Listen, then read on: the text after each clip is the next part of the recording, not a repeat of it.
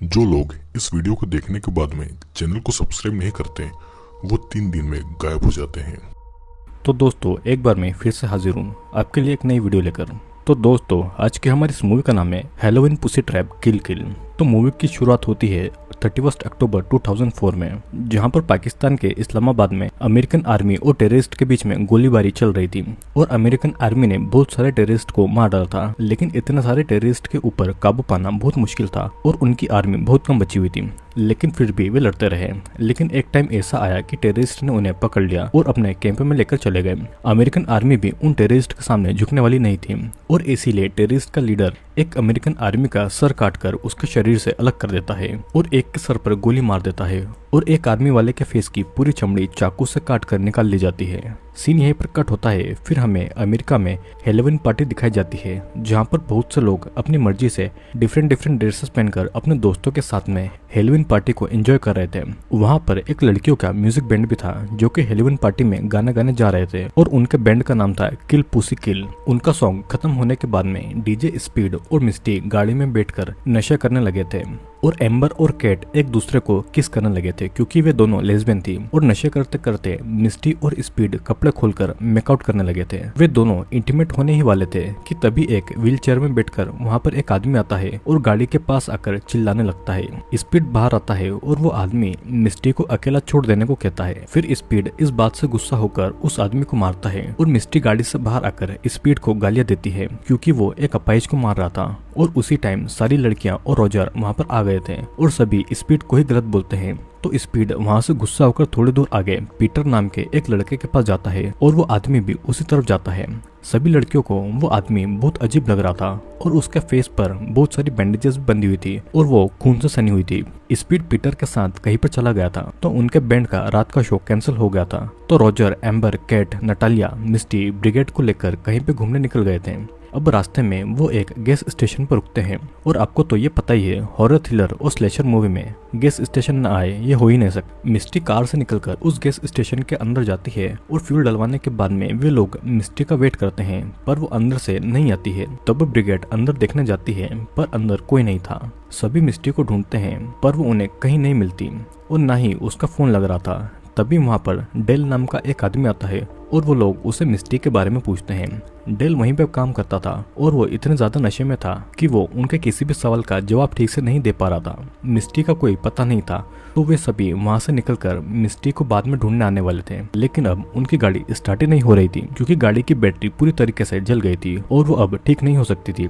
Amber del से दूसरी car के बारे में पूछती है। डेल बताता है कि उन्हें वहाँ से कुछ दूर एक कार मिल सकती है। वो ये भी कहता है कि बाद में वो उनकी कार को ठीक कर देगा। वे सभी डेल की कार में बैठकर निकल जाते हैं और डेल उनको एक घर के सामने लेकर आ जाता है जहाँ पर हैलोवीन के कुछ साइंस लटके हुए थे और उन सभी को लगता है कि वहाँ पर हैलोवीन की पार्टी हो रही है।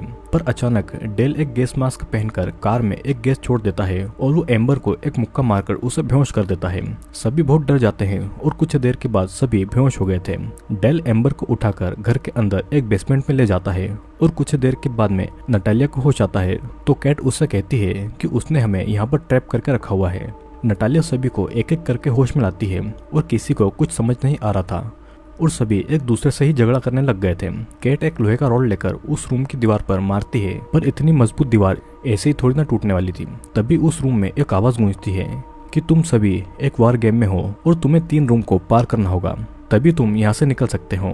लेकिन दूसरे रूम तक जाने के लिए किसी एक को खुद मरना या फिर किसी और को उसे मारना होगा, मतलब कि किसी न किसी को अपनी जान देनी होगी। कैट को उस आदमी की आवाज याद आती है कि ये वही आदमी है जो कि व्हीलचेयर पर था। लेकिन खेल के पहले वो आदमी एक एक्सपेरिमेंट उन पर करता है। उसके बटन दबाते ही एक गैस उस रूम में लीक होती है जिसे सूंघकर सभी के दिमाग पर ऐसा असर होता है कि सभी अपने सबसे बड़े डर को अपने सामने देखने लगते हैं। अपने डर को सामने देखकर वे सभी वहाँ से भागते हैं और चिल्लाते हैं और उस गैस ने उनके दिमाग पर काबू कर लिया था। कुछ देर के बाद में वो आदमी गैस बंद कर देता है। फिर उन लोगों को एक गन ढूंढने को कहता है जिससे कि उस गन से एक पर्सन को मारकर दूसरे रूम में जा सकते हैं। कैट और ब्रिगेड गन को ढूंढने लगते हैं और बाकी सभी उनको उस आदमी के कहे अनुसार करने के लिए मना कर रहे थे। ब्रिगेड को वो गन मिल गई थी और तभी वहाँ से एक डोर से मिस्टी उनके पास आती है उसके फेस की एक साइड की चमड़ी बिल्कुल चिरी हुई थी और वे लोग मिस्टी को संभालते हैं। वो उसे उसके फेस के बारे में कुछ नहीं बोलते हैं। ब्रिगेड वहाँ से निकलने के लिए किसी पर गन चलाने वाली थी और सभी उसको ऐसा करने से रोकते हैं। अगर उसने अपना डिसीजन 30 सेकंड में नहीं लिया तो उनके साथ कुछ बुरा होगा, लेकिन ब्रिगेड किसी को भी मार नहीं पाती है और 30 सेकंड पूरे होते ही वहाँ की पाइप से एसिड गिरने लगता है और सभी के शरीर एसिड में जलने लगते हैं। सभी तड़पने और चिल्लाने भी लगते हैं और रॉजर एसिड के पाइप को अलग करने की कोशिश भी करता है, पर वो ऐसा नहीं कर पाता है। अब कुछ टाइम के बाद में एसिड गिरना रुक जाता है और सभी के शरीर पर जलने के निशान बन गए थे। उनके शरीर से खून निकल रहा था और वो आदमी फिर से एक गैस को छोड़ता है और उनको आखिरी मौका देता है अपना डिसीजन लेने का। ब्रिगेड ये सब सहन नहीं कर पा रही थी और वो रॉजर पर गोली चला देती है, पर गैस की वजह से उसे कुछ नजर नहीं आ रहा था, तो एक ही गोली से रॉजर और मिस्टी दोनों मारे जाते हैं और उनके मरते ही वो गैस भी अब रुक गई थी और तभी अगले रूम का डोर खुलता है। सभी को उनकी मौत पर बुरा लग रहा था, लेकिन उन्हें खुद भी बचना था और वे सभी दूसरे रूम में चले जाते हैं। अब इस तरफ हम देख पाते हैं कि उस आदमी की वाइफ बर्था और उसकी बेटी डोरोथी थी। उन्हें इस खेल के बारे में पता था और वे भी उसी की तरह साइको थे। डोरोथी का फेस भी नॉर्मल बच्चों की तरह नहीं था और वो बहुत अजीब तरह दिख रही थी। तभी उसके घर के बाहर बच्चे ट्रीट लेने आए थे और बर्था बाहर जाकर उन बच्चों को एक कैंडी देती है। वे बच्चे थोड़ा नाराज होते हैं, पर उनकी मॉम उन्हें थैंक यू कहने को कहते हैं। फिर वे वहाँ से जा ही रहे थे कि तभी बर्था उन पर एक बॉम्ब मारकर उन्हें मार डालती है। दूसरी तरफ स्पीड अपने दोस्त पीटर और उसके भाई बिली के साथ पार्टी कर रहा था और वे लोग ड्रग्स भी ले रहे थे। वे नशे में पूरी तरह से डूबे हुए थे। इस तरफ उस घर में फिर से कुछ हेलोवीन पार्टी के लोग आते हैं, पर कोई डोर नहीं खोलता है, तो वो जाने ही वाले थे कि तभी वही आदमी आकर इन तीनों को बिना वजह गोली मार देता है और बर्था उन लाशों को वहां से उठाकर ठिकाने लगा देती है। अब पार्टी से निकलकर जब पीटर, बिली और स्पीड जा रहे थे तो स्पीड को उसी गैस स्टेशन पर रॉजर की कार दिखाई देती है। स्पीड कार से उतरकर डेल से उस गाड़ी के लोगों के बारे में पूछता है और डेल उसी घर का रास्ता उसे दिखा देता है। डेल की बातें भी स्पीड को अजीब लग रही थी और वो कार में बैठकर उन्हें ढूंढने के लिए निकल जाता है। अब यहाँ पर लड़कियां दूसरे रूम में चली जाती है और वहाँ पर एम्बर अपने शरीर को आईने में देखकर डर जाती है और तभी पिछले रूम का डोर भी अब बंद हो गया था। स्पीड कार से निकलकर उस घर के अंदर जाता है और वो उसी रूम में जा पहुंचता है जहां पर वे सभी लड़कियां थी। उसे वहां पर रॉजर और मिस्टी की लाश दिखाई देती है और वो समझ नहीं पाता है कि वो लोग यहाँ पर कैसे मारे गए और यहाँ पर वो क्या कर रहे थे। पीटर और बिली वहाँ पर आते हैं और बिली बहुत नशे में था। अब तीनों के अंदर आते ही उस रूम का डोर अपने आप बंद हो जाता है। वे दरवाजा खोलने की कोशिश करते हैं, लेकिन उसका कोई फायदा नहीं होता और ना ही वहाँ पर कोई फोन का सिग्नल भी आता है। वो आदमी उनको भी वहाँ के सीक्रेट गेम के बारे में बताता है, पर उन तीनों को कुछ समझ नहीं आ रहा था। अब सभी लड़कियों को यही टेंशन था कि उनमें से अब कौन मरेगा और वे सभी चाहकर भी एक साथ वहाँ से नहीं निकल सकते थे। वो आदमी उन्हें पास के रूम में लड़कों की आवाज सुनाता है और कैट को पता लगता है कि वो स्पीड है। वो आदमी उन लड़कियों को 60 सेकंड में सिलेक्ट करने को बोलता है और कहता है कि या तो उनमें से कोई एक मरे या तो लड़के के रूम के गैस की वजह से वे सभी लड़के मारे जाए, जिसके बाद में टाइम स्टार्ट हो जाता है। ब्रिगेड उन लड़कों को मार दिए जाने को बोलती है ताकि वे सभी कुछ टाइम बचे रहें। एम्बर और नटालिया भी कोई भी डिसीजन नहीं ले पा रही थी और कैट ब्रिगेड से कहती है कि वो उसे मार दे क्योंकि वो इन सभी चीजों से परेशान हो गई थी, लेकिन ब्रिगेड से ऐसा नहीं होता है। अब लड़कों के रूम में गैस लीक होती है और उनको सांस नहीं आ रही थी। वे लोग तड़पने लगते हैं और इधर लड़कियों के बीच में गन को लेकर झगड़ा हो रहा था और गलती से गन कैट के हाथ में आ जाती है और कैट ब्रिगेड पर गोली चला देती है। अब ब्रिगेड के मरते ही लड़कों के रूम का गैस बंद हो जाता है। लड़कियों का तीसरा रूम खुल जाता है और वहाँ पर चली जाती है। लड़कों को जब होश आता है तो उनकी स्किन पूरी लाल हो चुकी थी और मुंह से झाग निकल रहा था। सभी अपने आप को संभालते हैं और इधर लड़कियों को दूसरे रूम में एक गन मिलती है। नटालिया वो गन उठाने वाली थी, पर कैट उसे अपनी गन दिखाकर रोक लेती है। नटालिया कैट पर ही शक करने लगती है क्योंकि सबसे पहले होश में कैट ही आई थी और उसको पहले से पता होगा कि ये सब होने वाला है और वो इसीलिए इन सब चीजों के लिए रेडी थी। अब कैट इन जवाब में उन बातों को झुठला देती है और कैट गुस्से में नटालिया पर ही गोली चला देती है, लेकिन उस गन में गोली ही नहीं थी और मौका देखकर नटालिया गन उठाने जाती है, लेकिन कैट और उसके बीच में फिर से झगड़ा हो जाता है और गन उनसे दूर चली जाती है। अब एम्बर उस गन को उठाकर उन लोगों को झगड़ा नहीं करने के लिए कहती है, लेकिन वो नहीं रुकते हैं और एम्बर की गोली नटालिया को लग जाती है और नटालिया वहीं पर मारी जाती है। लेकिन फिर भी वो आदमी उन्हें वहां से नहीं निकलने देता है क्योंकि अब इस गेम में नए प्लेयर्स आ गए थे और वे वही लड़के थे। दूसरे रूम में स्पीड गुस्से में एक मशीन को तोड़ने लगता है और तभी उस रूम में डेल आ जाता है। डेल के हाथ में एक गन था और डेल स्पीड को मारने लगता है। फिर वो बिली को गोली मार देता है और पीटर अपने भाई को मरता देखकर बहुत होता है। अब डेल पीटर से बातें कर रहा था और मौका देखकर स्पीड उसके पैर में एक कील घुसा देता है और वो उसे मारने लगता है।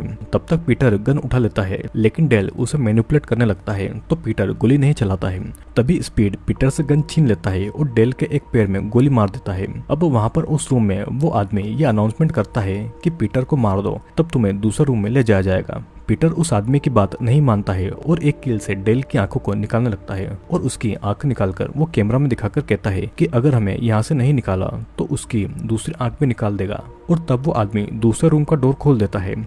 स्पीड डेल को अपने साथ ले जाने लगता है और दूसरे रूम में उनको ब्रिगेड की डेथ बॉडी दिखाई देती है। अब फिर उस दूसरे रूम का दरवाजा भी खुल जाता है और लड़के और लड़कियां मिल जाती है, लेकिन स्पीड और एम्बर एक दूसरे पर गन ताने हुए थे। अब ये गेम ऐसा हो गया था कि दोस्त अपने दोस्तों पर ही विश्वास नहीं कर सकते थे।